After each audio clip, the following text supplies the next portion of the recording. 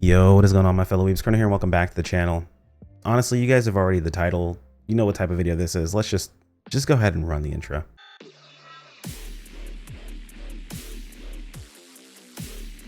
All right, guys. So it's been a couple of days since the most recent update, since we've gotten the new combat zone in the Altar Realm, and some of you guys have been super lucky, and a lot of us haven't been.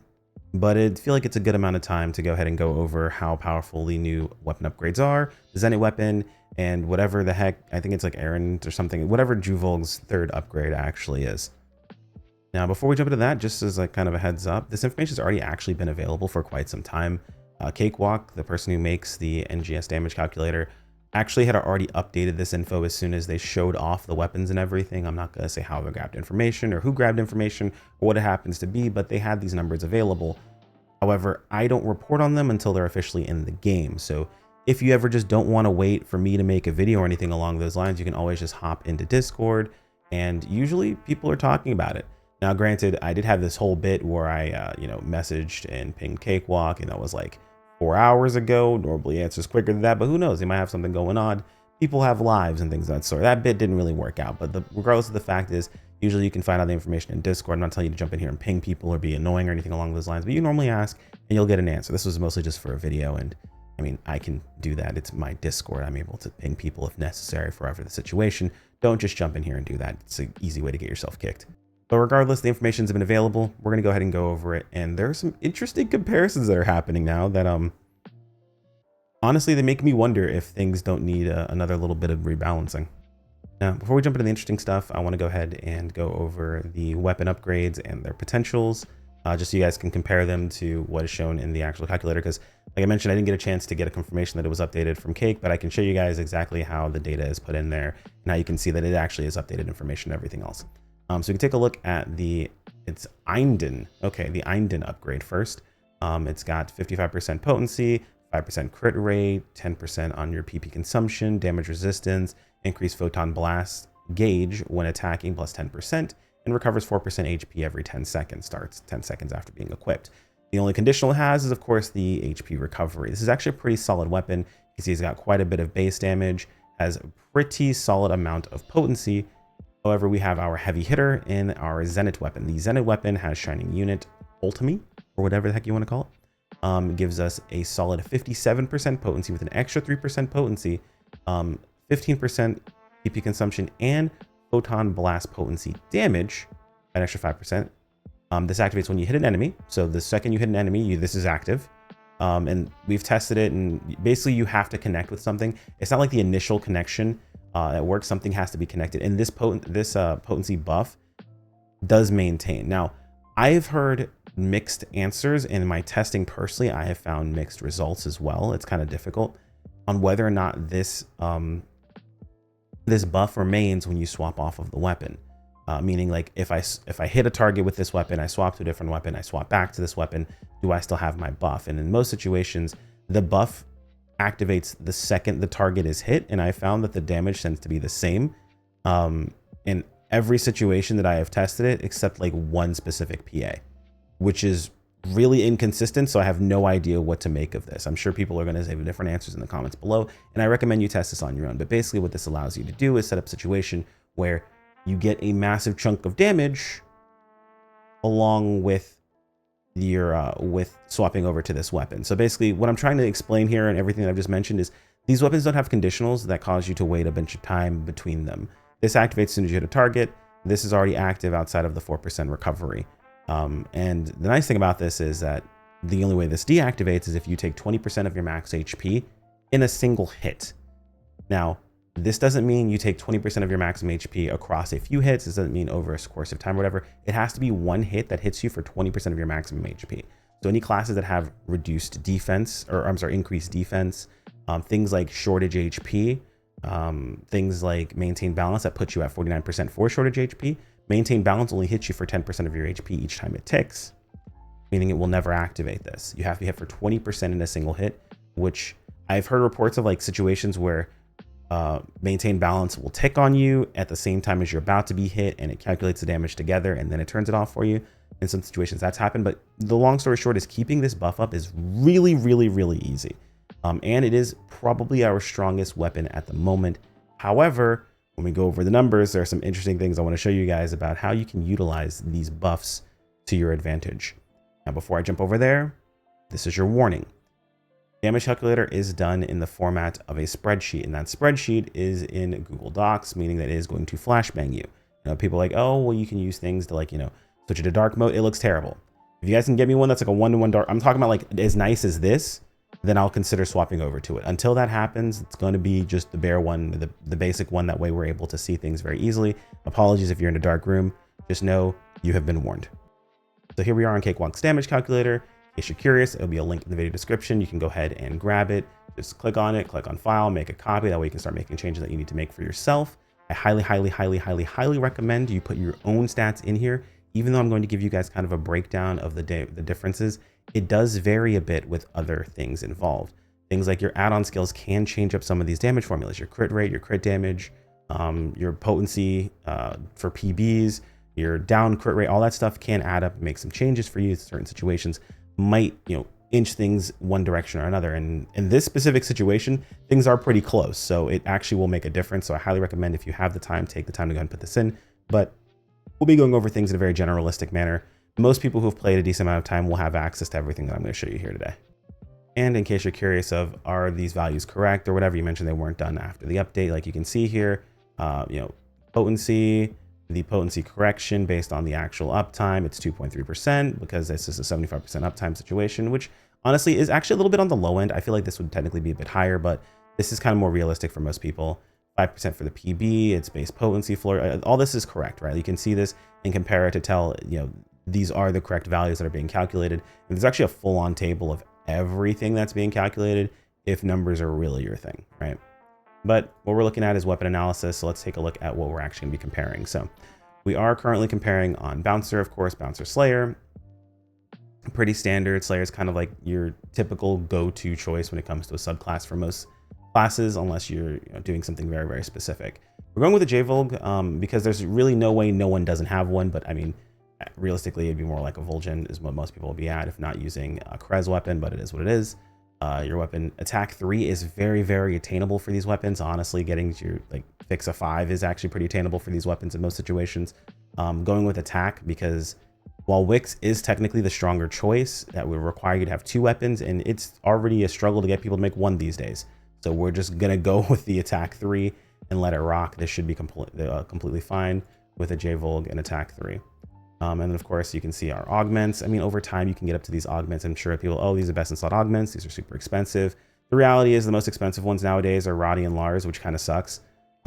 It's actually a shift that's happened because all of our other augments drop so often that they have almost no value. Ultia Domina started out being at 30 mil and now is all the way down to less than a mil. So all of our other augments are so cheap that now making these augments and selling them when you no longer need them doesn't get you the meta you need to then purchase the other augments. So it becomes more of a pain in the butt for these augments beforehand, and people are now looking at it like you have to spend money on them. No, it's just now the value of these augments are much higher because the value of our other augments are substantially lower. But either way, fill in what you can, use LCs where you can. I mean, honestly, LCs don't have that much value anymore because these are so attainable. And then of course, at the very end, pick up your Larses and your Roddies when you can afford them. And it's gonna be the same across the board. We went with Orgis 3 here. The long story short is Orgis is kind of like your best case scenario, best choice for basically every class in the game. I think outside of Tector, I want to say Tector only needs to run Orgis 5 on 2 augments or 2 slots. Even then it may only need to go up to Orgis 3. Maybe they could go Orgis 5 on 1 unit and be perfectly fine. But there's a fine balancing you need to do based on how you personally play your weapons and other effects you might have access to not overcap on your PB. And realistically, the only class that's really doing that is Tector.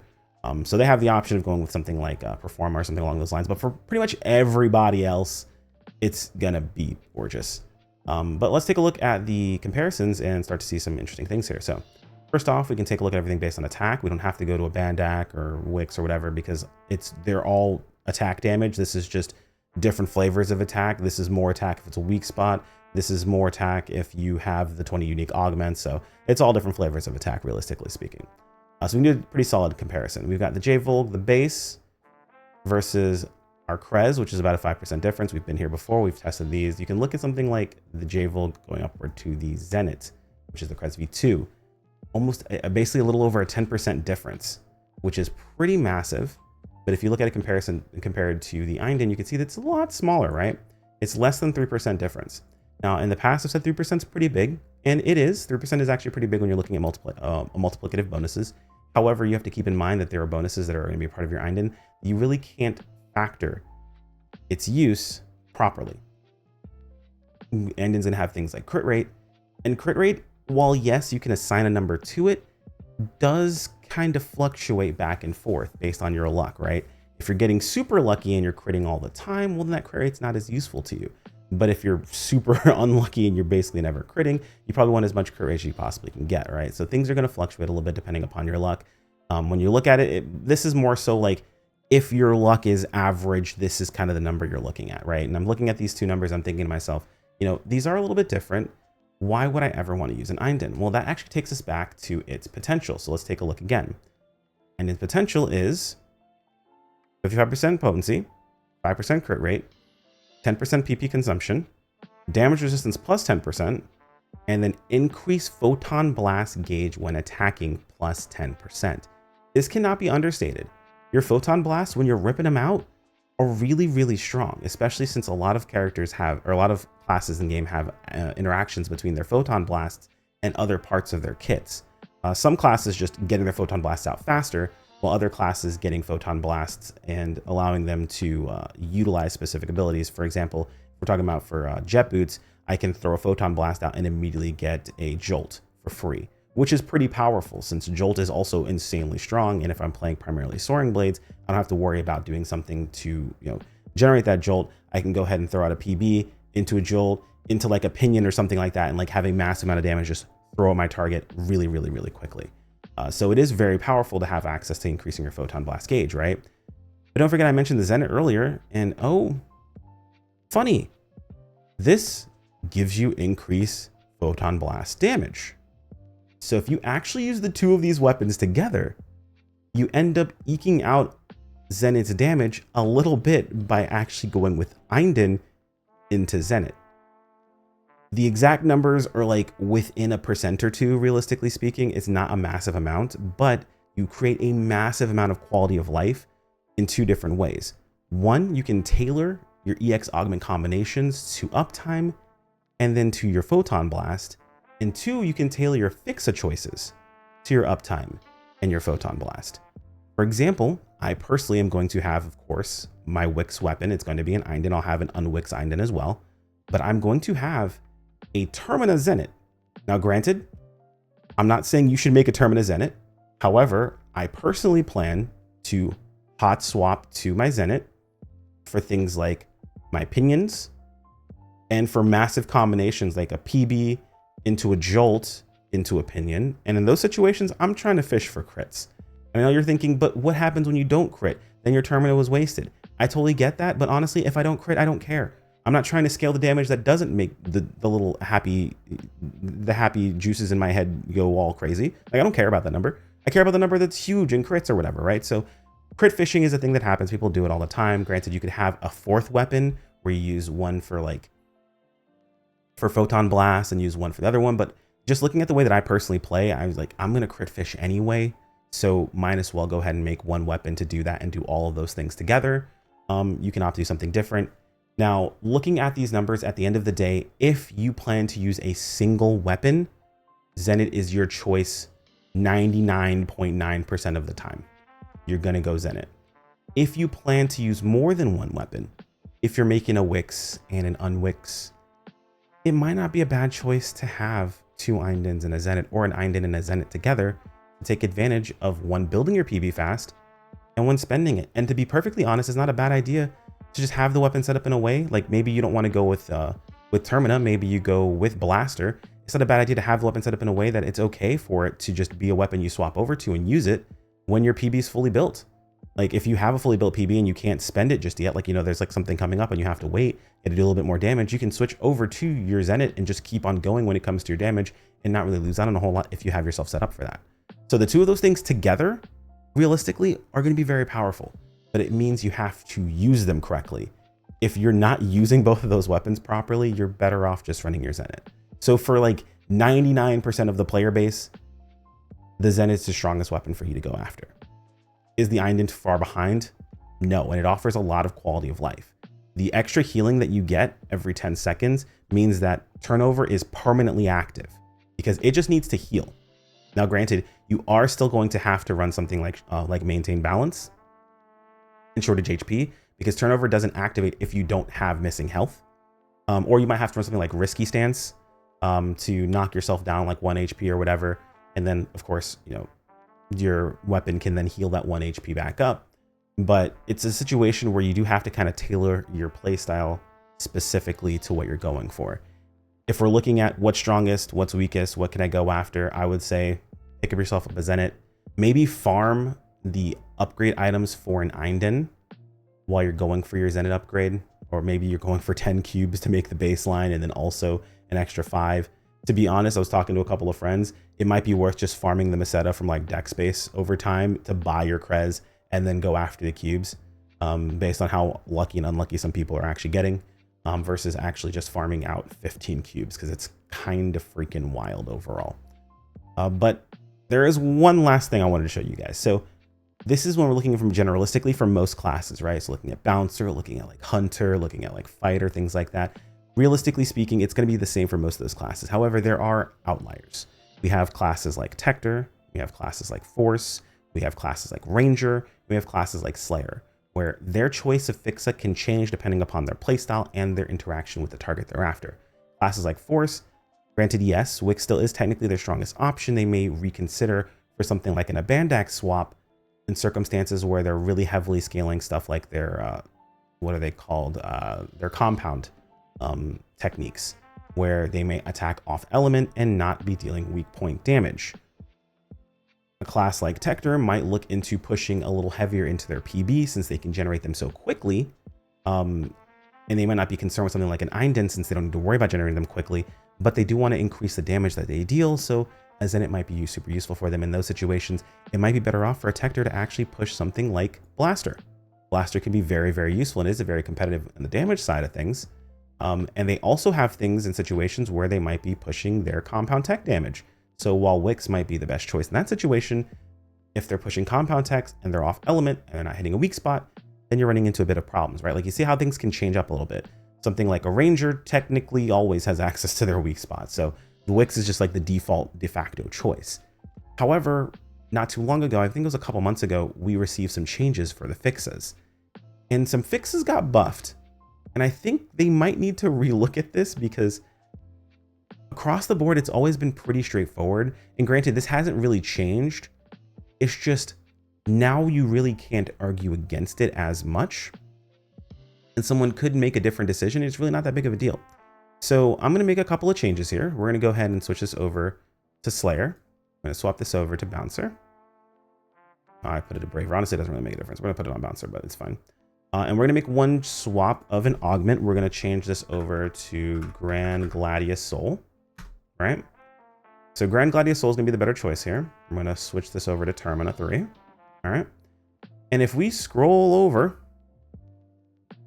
and take a look at the weapon comparison, there's something I want you guys to see. Termina's not lit up here because Wix actually is.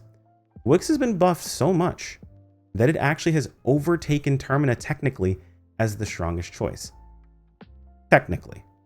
This is a technicality. You got to keep in mind that this is a 0.2% difference, basically. Actually, less than a 0.19% difference between these two, right?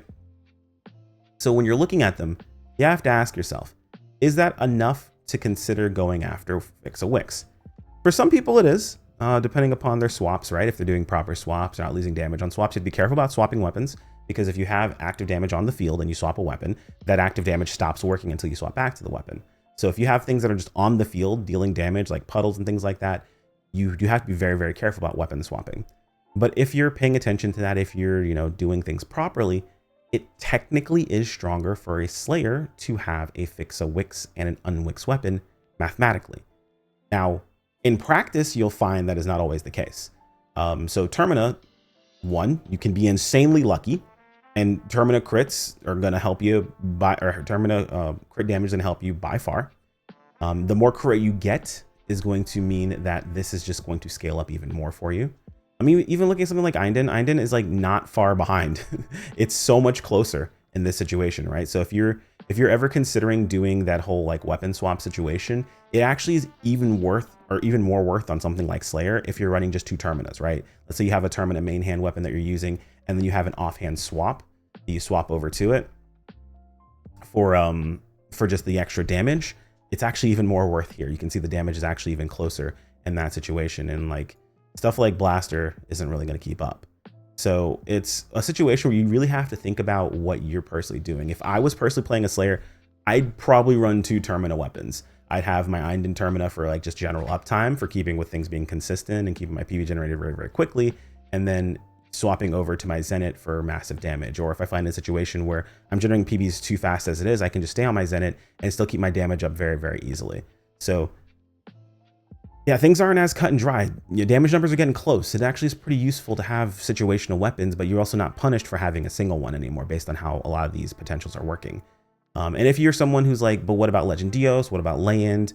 They are behind. That's just going to be par for the course. They're not intended to be primary weapons. When the dev team spoke about the Legend series weapons, they spoke about them being support niche weapons that will be upgraded as well to keep up with the weapons. If you're someone who's primarily plays support based classes and you're like, I want to support my team by providing what Lay-In has, which is effectively Gelin, meaning that the target does less damage, that's totally fine. You're not going to be missing out on a massive amount of damage. You're still going to be doing pretty well. So I'd highly recommend focusing on that weapon, getting that one built up. It's only about a 2% difference off of what you're using anyway. At least for Slayer. For other classes, it's technically a bit bigger. It's like 3 to 4%. But regardless, it's not as big of a deal. If you're someone who's still using Legend Dios, use this as a time to get your Legend Dios cracked out of your mind, because it's going to upgrade in the next few months. And when it does, it'll likely still be like on par with what we have currently, likely slightly behind is what I'm guessing. Unless they do something crazy like make it stronger. I don't foresee a situation where they do that all of a sudden, but to be honest, I didn't foresee a situation where they upgraded Einden already. I didn't foresee a situation where Krez got an upgrade along with it. I think they're keeping with Krez being the strongest choice, but depending upon how it's used, you can kind of change things up. And that's about it. It's been a while since I've yapped on with you guys a little bit, so I want to do a little bit extra and offer a little bit extra information for those who are curious about it, but that's all I've got for you guys today. If there's anything I missed, feel free to let me know in the comments below. Like if you enjoyed the video, subscribe if you want to keep up with more. As always, thank you to the channel members. You guys are fantastic, and I appreciate every single one of you, and I will see you all in the next video. Take care, my friends. Peace out.